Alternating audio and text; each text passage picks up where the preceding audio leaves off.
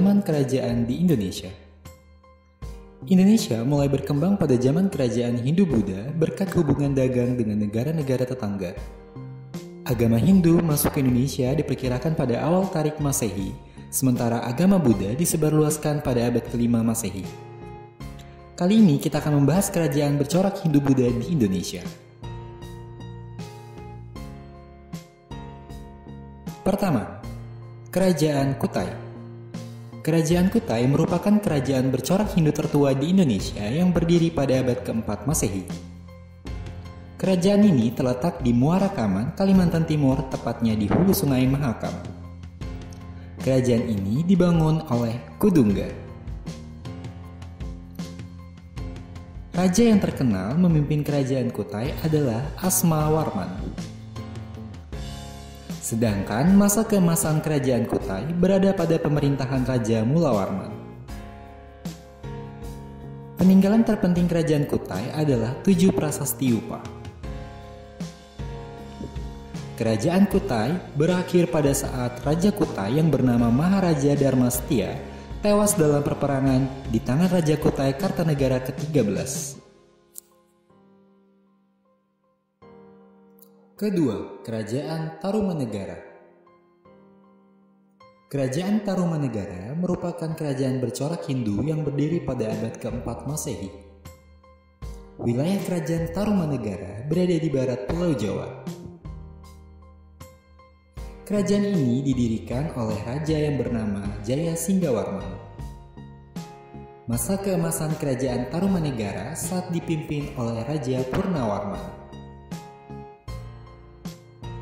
Beberapa prasasti peninggalan kerajaan ini adalah Prasasti Kebon Kopi, Tugu, Cidang Hiang, Ciara Teun, Muara Cianten, Jambu, dan Pasir Awi.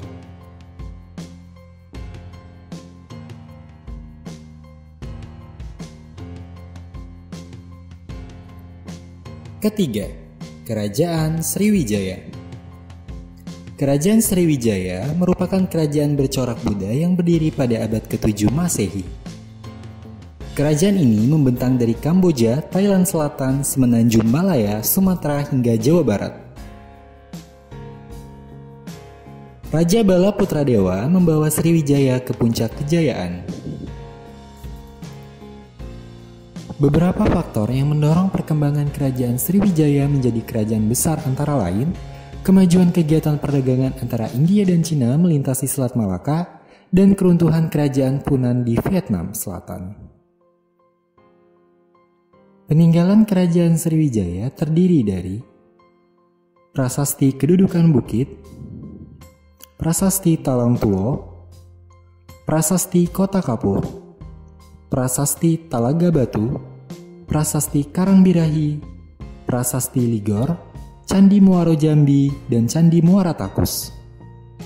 Beberapa faktor penyebab kemunduran dan keruntuhan kerajaan Sriwijaya: adanya serangan dari Raja Dharmawangsa, adanya serangan dari kerajaan Kola Mandala, pengiriman ekspedisi Pamalayu atas perintah Raja Kartanegara, muncul dan berkembangnya kerajaan Islam Samudra Pasai, dan serangan kerajaan Majapahit yang dipimpin Aditya Warman atas perintah Mahapati Gajah Mada.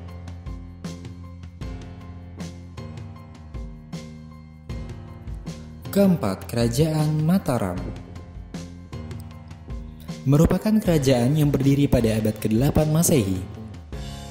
Kerajaan Mataram terletak di sekitaran Jawa Tengah dan Jawa Timur. Ada 2 dinasti yang berada pada kerajaan ini, yaitu dinasti Sailendra dan dinasti Sanjaya. Dinasti Sailendra membawa kerajaan Mataram bercorak Buddha dan dinasti Sanjaya membawa kerajaan Mataram bercorak Hindu. Pada dinasti Sailendra, raja yang terkenal adalah Samaratungga yang membangun Candi Borobudur, Mendut, dan Candi Sewu. Raja Bala Putradewa dan Raja Pramawardhani merupakan anak dari Samaratungga. Bala Putradewa tidak setuju dengan pernikahan Pramawardhani dengan Raka Pikatan yang menyebabkan mereka bertikai, dan Bala Putradewa kalah sehingga ia pergi ke kerajaan Sriwijaya. Pada dinasti Sanjaya, Raka Pikatan membangun Candi Prambanan yang bercorak Hindu. Selanjutnya, Mataram dipimpin oleh Dyah Balitung dan Empu Sendok sebagai raja terakhir. Empu Sendok sebagai raja terakhir memindahkan kerajaan Mataram ke Jawa Timur dan memulai kerajaan baru yang dikenal dengan nama Medang Kamulan. Pengganti Empu Sendok adalah Raja Dharmawangsa Teguh dan Raja Airlangga.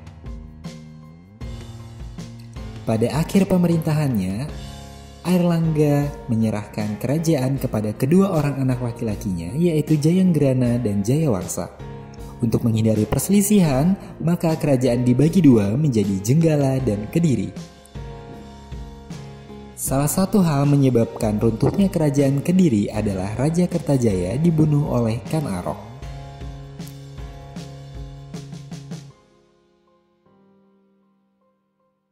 Kelima, Kerajaan Singosari.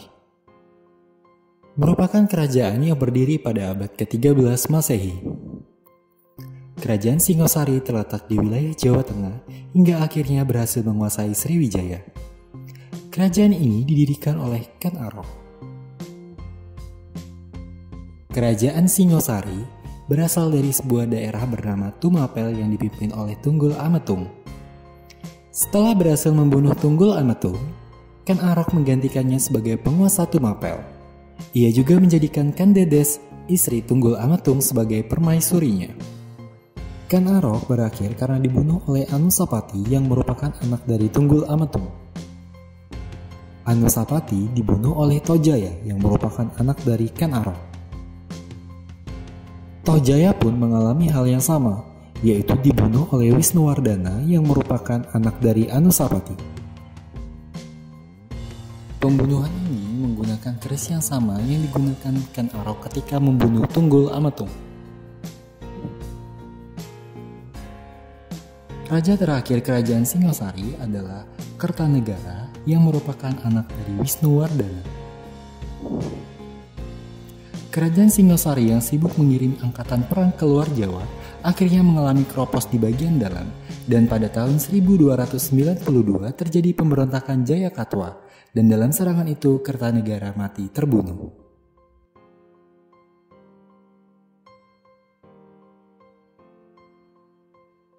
Keenam, Kerajaan Majapahit.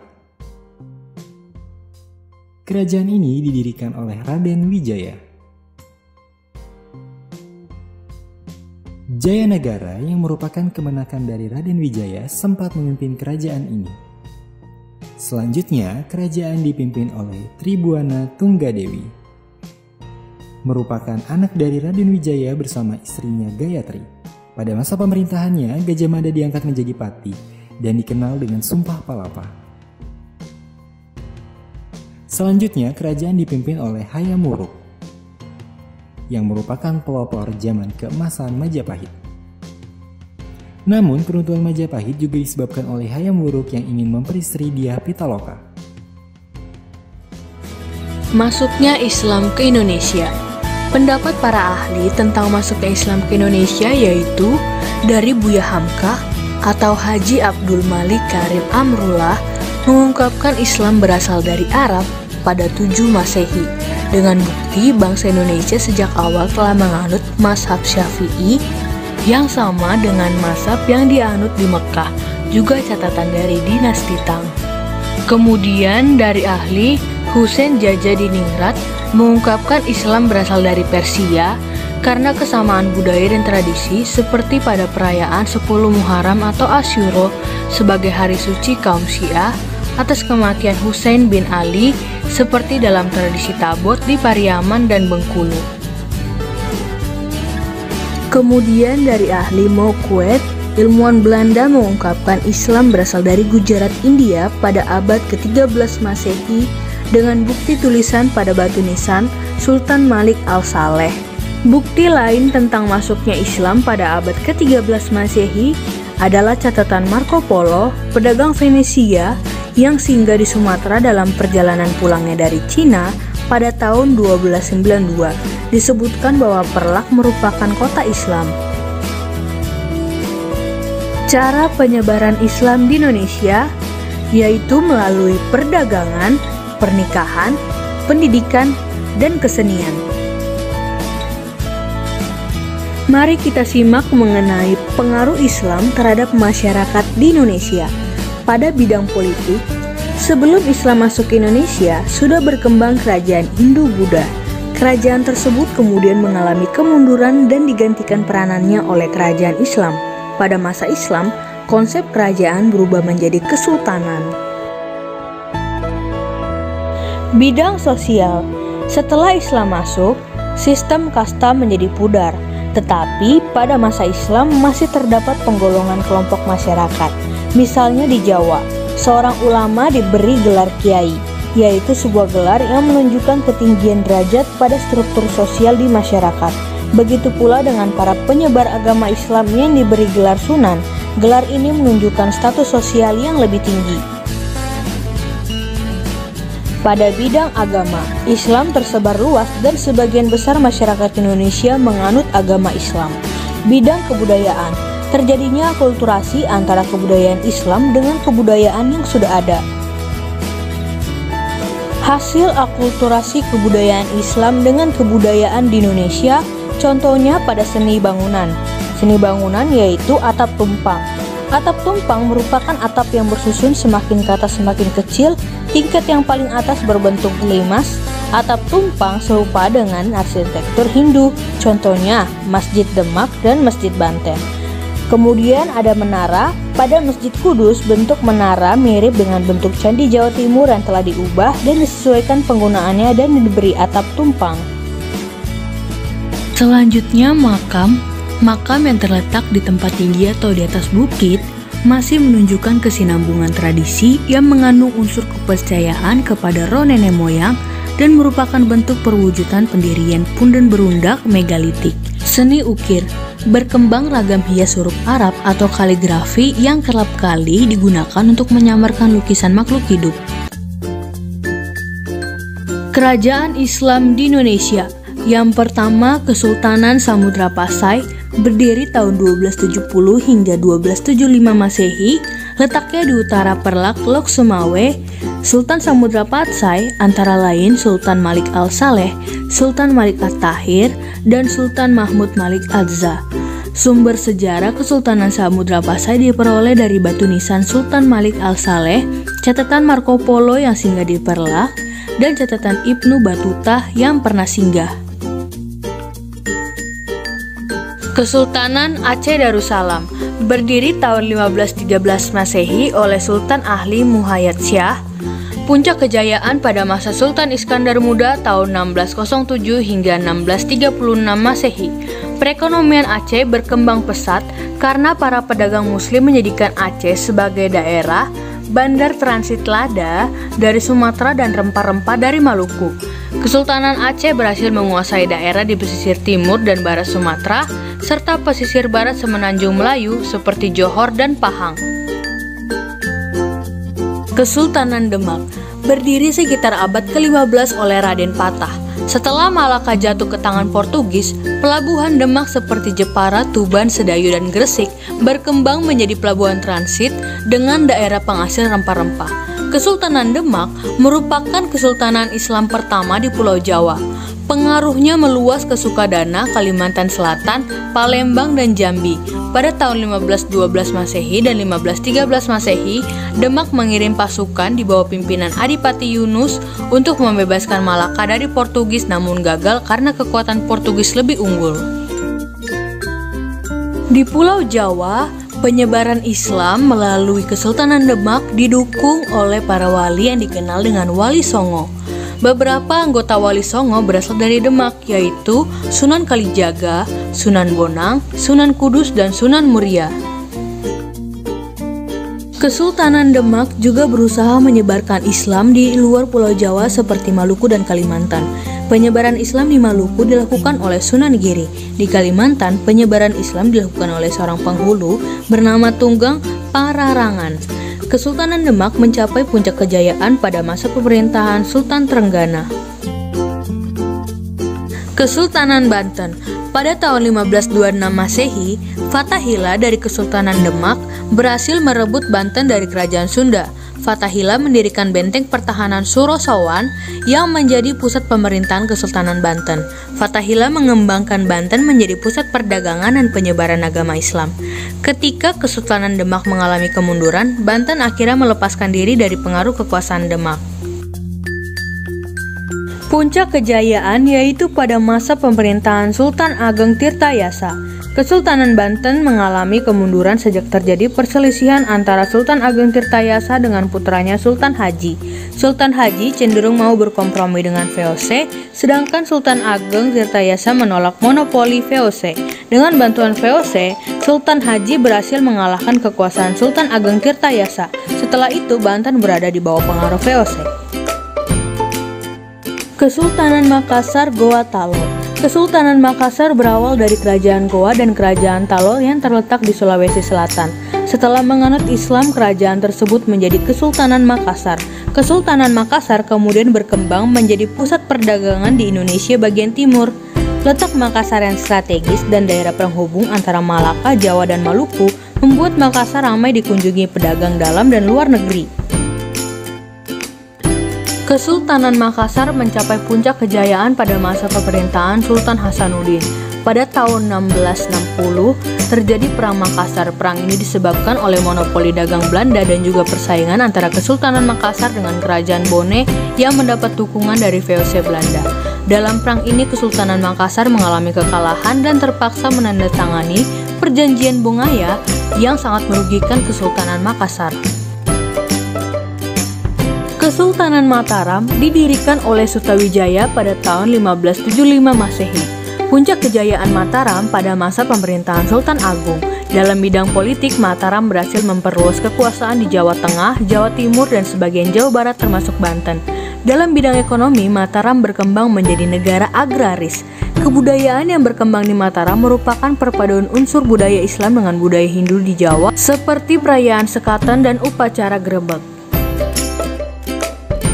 Kemudian Mataram mengalami kemunduran karena masuknya pengaruh Belanda. Selanjutnya Kerajaan Ternate dan Tidore. Masuknya Islam ke Maluku erat kaitannya dengan kegiatan perdagangan. Pada abad ke-15 Masehi, para pedagang dan ulama dari Malaka dan Jawa menyebarkan Islam di Maluku. Dari sini muncul 4 kesultanan Islam, yaitu Ternate, Tidore, Jailolo, dan Bacan. Pada saat kesultanan tersebut berkuasa, masyarakat Muslim di Maluku sudah menyebar ke Banda, Hitu, Haruku, Maken, dan Halmahera. Kesultanan Ternate kaya akan hasil rempah-rempah sehingga menarik banyak pedagang. Kemajuan Ternate menyebabkan persaingan antar kesultanan di Maluku. Muncul 2 persekutuan yang bersaing, yaitu Uli V yang dipimpin oleh Ternate dan Uli Siwa yang dipimpin oleh Tidore. Uli V terdiri atas 5 daerah, yaitu Ternate, Obi, Bacan, Seram, dan Ambon. Uli Siwa terdiri atas 9 daerah, yaitu Tidore, Jailolo, Makian, Soesiu, dan pulau-pulau antara Halmahera sampai bagian barat Papua. Berikut adalah peta wilayah Uli Siwa dan Uli V. Pada 1521 Masehi, Portugis memasuki Maluku dan bekerja sama dengan Ternate. Kemudian Spanyol memasuki Maluku dan bekerja sama dengan Tidore. Kedatangan kedua bangsa Eropa ini membuat perseteruan 4 pihak, yaitu Ternate Portugis dengan Tidore Spanyol. Perseteruan ini dapat diselesaikan melalui Perjanjian Saragossa yang isinya Spanyol harus meninggalkan Maluku. Pada 1575, benteng Portugis di Ternate direbut. Kemudian Portugis berhasil diusir dari Maluku oleh Sultan Baabullah. Tahun 1605, VOC Belanda menduduki Ambon dan berusaha menguasai Maluku. Kesultanan Banjar. Pada awalnya, Kesultanan Banjar terjadi ketika Raja Raden Samudra meminta bantuan militer kepada Kesultanan Demak. Raden Samudra berjanji jika Kesultanan Demak membantu perang melawan negara Daha, ia bersama rakyatnya akan masuk Islam. Dengan bantuan Demak, Kerajaan Banjar kemudian menang melawan negara Daha. Sehingga Raden Samudra dinobatkan oleh Sunan Kudus menjadi Sultan Banjar yang pertama dengan gelar Sultan Suryanullah. Dalam bidang politik, Kesultanan Banjar berhasil menghimpun kekuatan militer yang kuat hingga membendung pengaruh politik dari Tuban, Arosbaya atau Madura dan Mataram. Dalam bidang ekonomi, perdagangan Kesultanan Banjar menjadi maju dengan lada sebagai komoditas utama. Dalam bidang keagamaan, lahir seorang ulama besar bernama Muhammad Arsyad bin Abdullah Al-Banjari yang mengajarkan ilmu agama Islam dengan kitabnya yang terkenal Sabil Al-Mutadin. Kesultanan Banjar mengalami kemunduran karena disebabkan oleh campur tangan Belanda dalam pergantian Sultan-Sultan Banjar. Peninggalan sejarah masa Islam di Indonesia yaitu masjid, makam, keraton, kaligrafi, debus, karya sastra, seni tari, sekaten, dan grebek. Masjid merupakan tempat ibadah orang-orang Islam. Masjid yang merupakan peninggalan masa Islam di Indonesia contohnya adalah Masjid Demak, Masjid Ampel Surabaya, dan Masjid Banten. Keraton adalah tempat kediaman raja atau istana dan juga sebagai pusat pemerintahan. Keraton yang termasuk peninggalan masa Islam antara lain Keraton Surakarta, Keraton Yogyakarta, Keraton Kanoman di Cirebon, dan Istana Maimun di Sumatera Utara. Makam. Berikut adalah contoh makam kuno bercorak Islam. Kaligrafi adalah menulis indah dan disusun dalam aneka bentuk menarik dengan menggunakan huruf Arab. Bentuknya beraneka macam. Dalam Islam, kaligrafi terdiri atas petikan ayat suci Al-Quran. Beraneka ragam hias kaligrafi dapat ditemukan pada dinding masjid atau batu nisan. Karya sastra. Berdasarkan corak dan isinya karya sastra peninggalan Islam di Indonesia antara lain babat, hikayat, suluk, dan syair. Babat adalah karya sastra berupa cerita berlatar belakang sejarah. Hikayat adalah karya sastra berupa cerita atau dongeng yang dibuat sebagai pelipur lara. Suluk adalah kitab-kitab yang berisi masalah gaib, ramalan tentang hari buruk atau baik, dan makna atau simbol tertentu yang dihadapi manusia.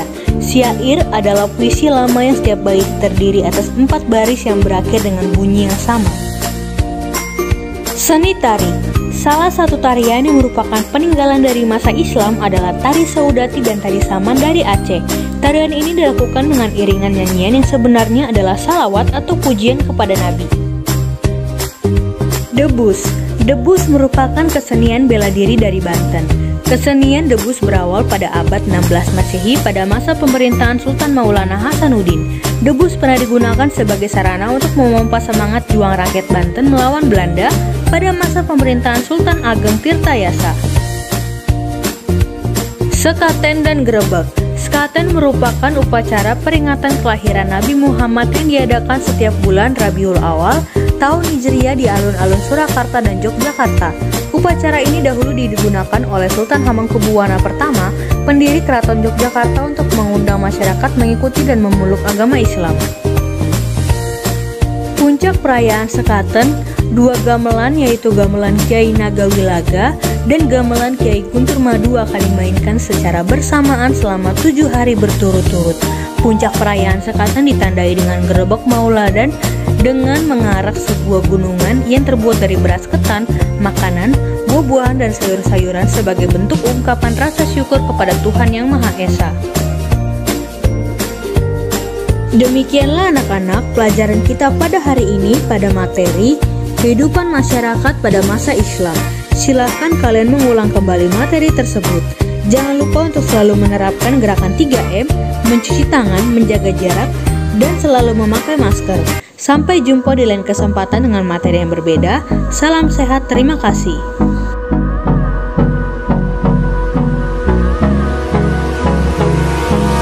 Hold me close till I get up. Time is barely on our side. I don't wanna waste what's left.